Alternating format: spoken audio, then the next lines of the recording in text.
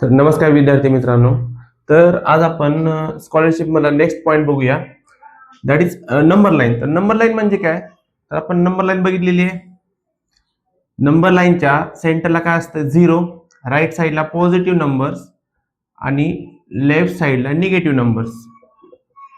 पण एक्झाम मध्ये काय विचारतात की represent 2/3 or -4/3 or difference between the distance between 2/3 and 4/3 असं विचारतात.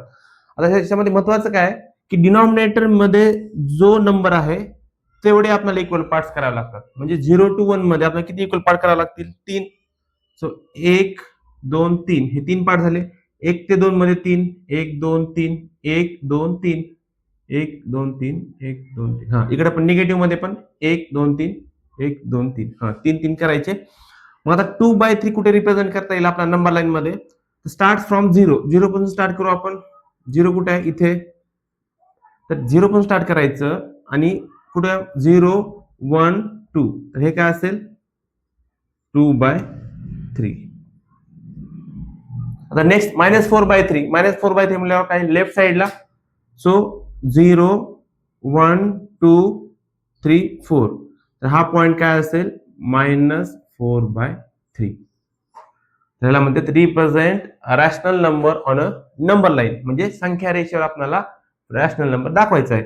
तर मग ह्याच्यामध्ये असं विचारलं की what is the difference between this two rational number. तर कसं काढायचा मग डिफरन्स? तर काय करायचं? -2/3 मधून हा डिफरन्स काढायचा आहे. बरोबर आहे? तर -4/3. मग आपण बघितलोय ब्रॅकेट म्हणजे काय असते? मल्टिप्लिकेशन मायनस मायनस काय होऊन जाईल? प्लस 4/3. डिनॉमिनेटर सेम आहे तर आपण काय करू शकतो? मग न्यूमरेटरची ऍडिशन. 4 आणि 2 6, 6/3. म्हणजे ह्या दोघांमध्ये डिस्टन्स कितीचा आहे? 6/3 चा. बघा ना, 1 2 3 4 5 6 म्हणजे 6/3 डिस्टन्स आहे. तर नेक्स्ट डिव्हिजिबिलिटी टेस्ट. तर स्कॉलरशिप मध्ये डिव्हिजिबिलिटी टेस्ट फार इम्पॉर्टंट आहे. तर हे लक्षात कसं ठेवायचं? तर फर्स्ट आपण बघूया 2 ची डिव्हिजिबिलिटी टेस्ट. तर 2 ची डिव्हिजिबिलिटी टेस्ट काय आहे की ज्या नंबरच्या युनिट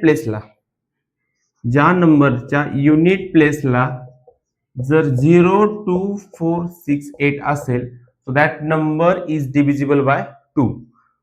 नेक्स्ट 3 ची कोणती आहे? if sum of the digits are divisible by 3 so that number is also divisible by 3. Next 4 ची काय आहे? if last two digits are divisible by 4 then that number is also divisible by 4. Next 5 ची आता आपण आधी सगळ्या लिहून घेऊ आणि मग एकमेकाशी रिलेट करून आपण पाठ करू.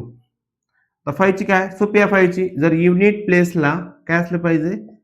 0 किंवा 5 असेल तर. 6. आता 6 कसं बनतंय? 6 बनतंय 2 आणि 3 पासून.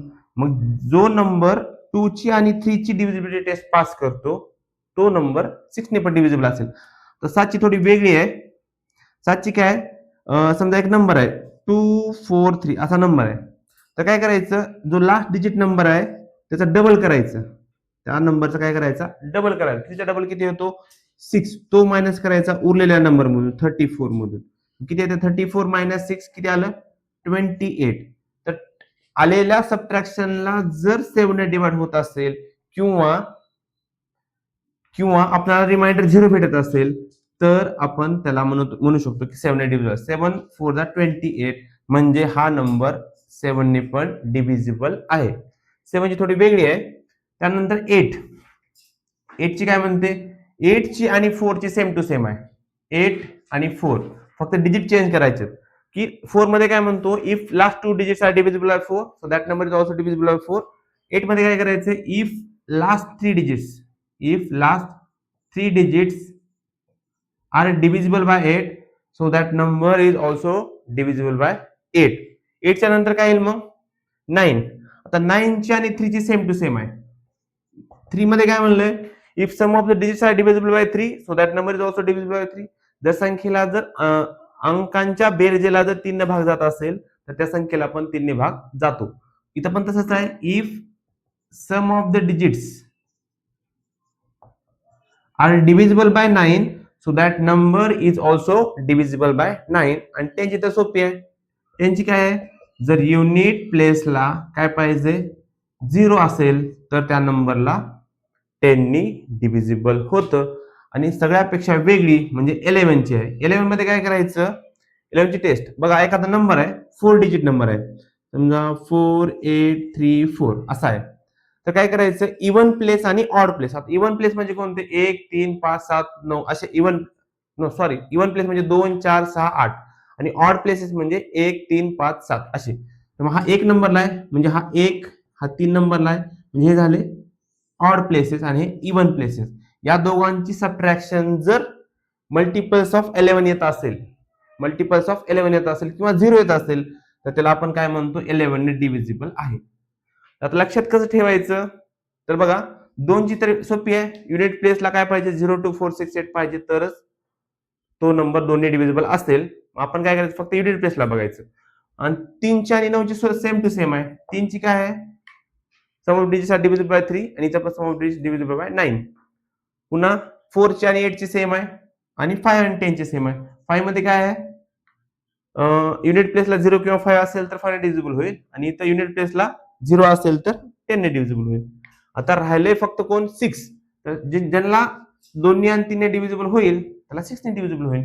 If a number is divisible by 2 and 3 so that number is also divisible bye 6. तर असे एक्झाम मध्ये काय येणार आहे, एखादा नंबर येईल, तो नंबर या नंबरशी डिव्हिजिबल आहे का नाही. त्यामुळे डिव्हिजिबिलिटी टेस्ट फार इम्पॉर्टंट आहे.